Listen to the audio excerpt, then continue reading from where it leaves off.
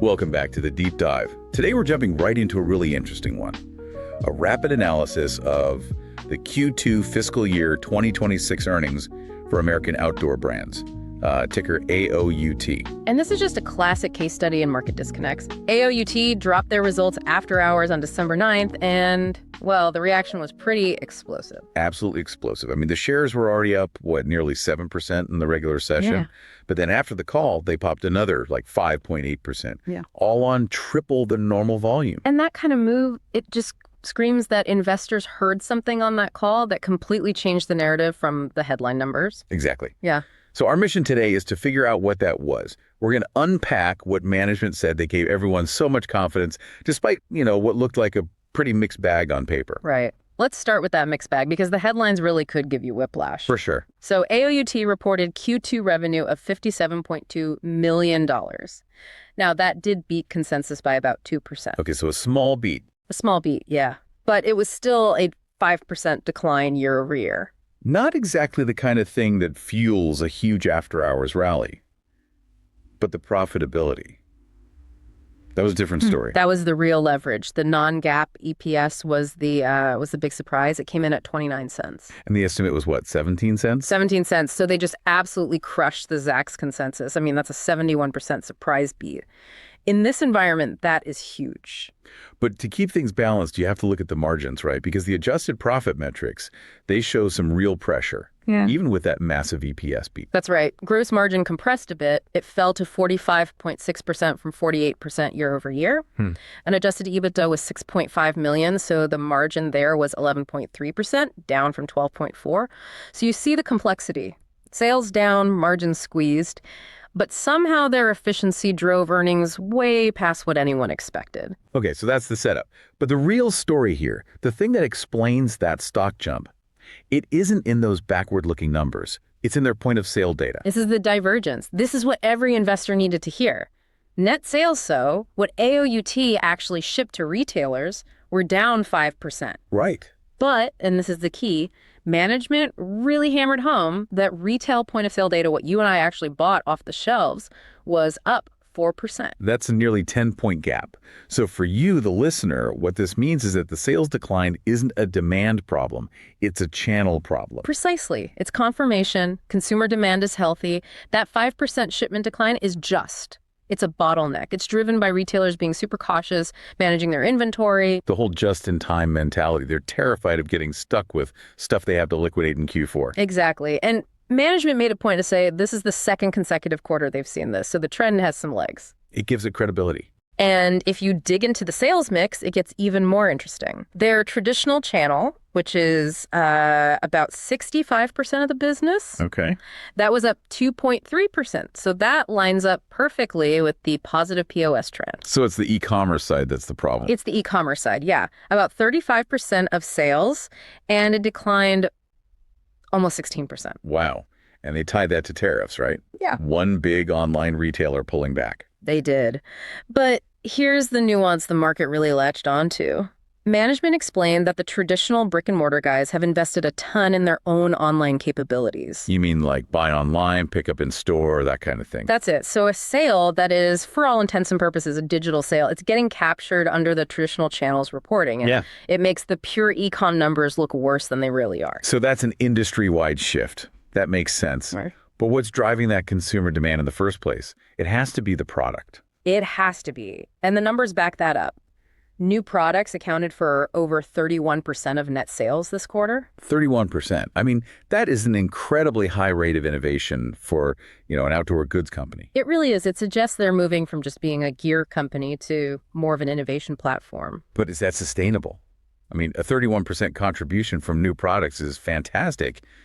But does that require a huge R&D spend that could hurt cash flow down the line? That's a fair question. And they pointed to examples like the Caldwell Claycopter. It was just named 2025 Innovation of the Year. Right. And this isn't just a gimmick. It's part of their whole gamification strategy. They're taking something traditional, like shooting accessories and making it fun, making it an experience. Building an ecosystem, just like they did with the Bubba brand in fishing. Yeah. So you buy one thing, and then you come back for the accessories. That's the key. Yeah. And it's working. They said they're getting brands like Caldwell and Bog into thousands of stores at a major mass market retailer for the very first time. So they're actually gaining shelf space, even while some big retailers are shrinking their outdoor sections. The innovation is paying off in distribution. It's a huge proof point. Okay, so consumer demand is solid, driven by innovation, but the channel is clogged.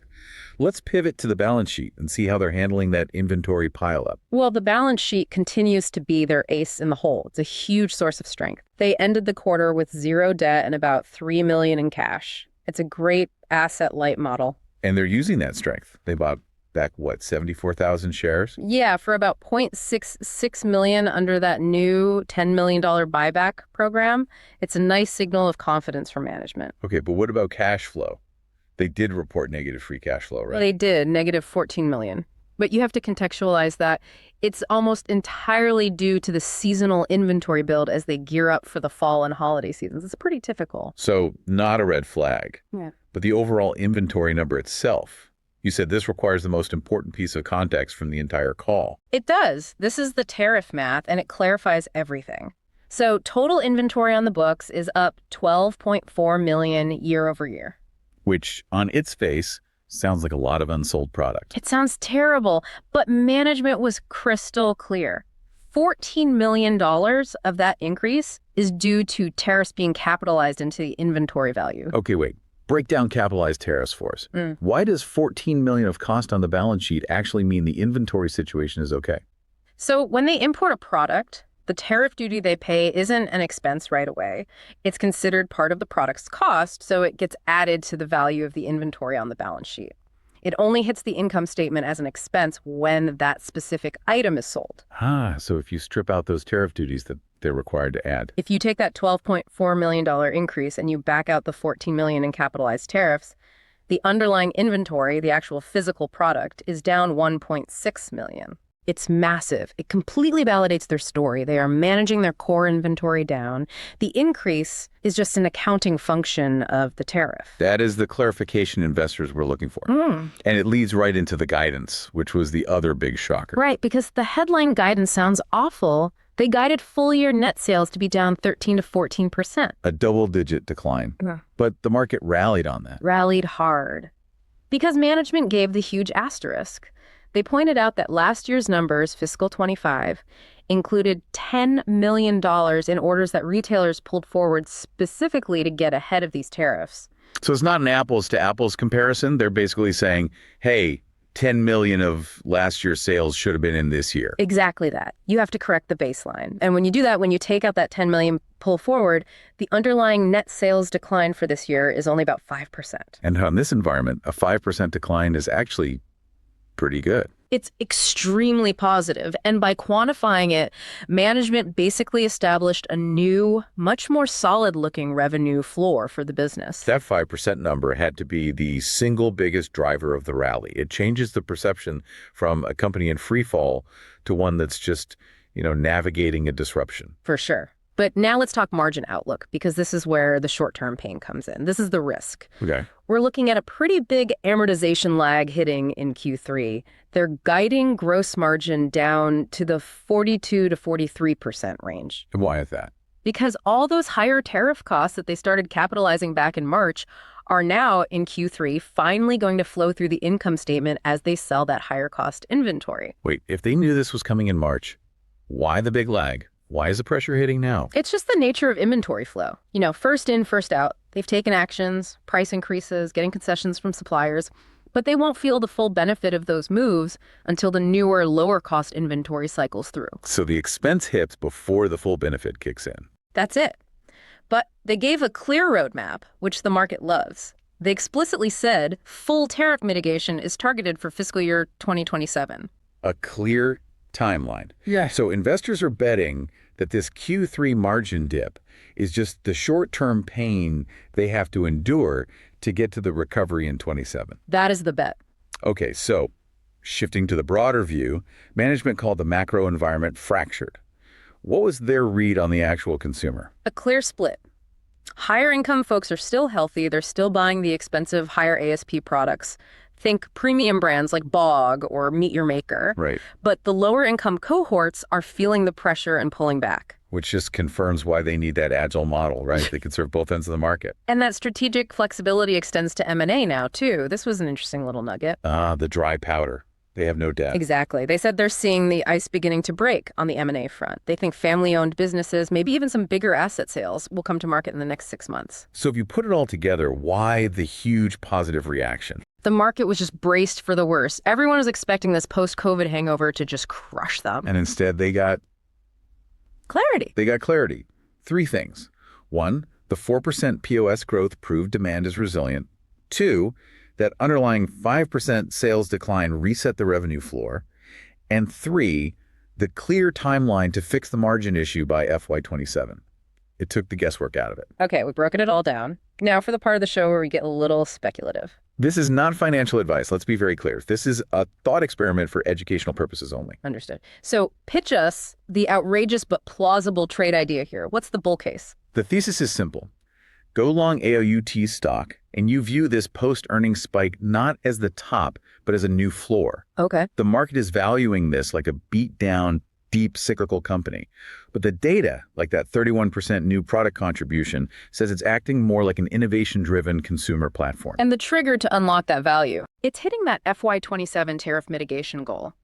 The 5% underlying sales decline proves the business is stable. They have zero debt. They have a buyback. If management delivers on that margin recovery and gets back to their long-term model of 25 to 30% EBITDA contribution, the stock is just significantly mispriced today. So you're saying the debt-free balance sheet and the buyback will just act as a turbocharger for EPS growth once the margins come back? A powerful amplifier. It turns a simple recovery into an accelerated growth story. The risk, of course, is if they miss that FY27 target. That would test everyone's patience. A very clear bull case with a very clear risk. So to recap for you, AOUT is navigating this choppy environment by leaning hard on innovation, supported by a rock-solid balance sheet. Management gave critical clarity on the tariff mess and a concrete path back to much higher margins in fiscal 2027. The immediate challenge in Q3 is real. That margin pressure is coming. But the focus is now squarely on that longer-term story of demand resilience and margin recovery. And here's the final provocative thought for you to chew on. With that strong POS data and the clear focus on gamification with products like the Claycopter, is AOUT starting to decouple itself from the rest of the highly cyclical outdoor sector? Could it actually earn a valuation closer to a high-velocity, asset-light platform? Answering that is the real test. A fascinating question of strategy versus sector perception. Thanks for joining us for this deep dive. We'll see you next time.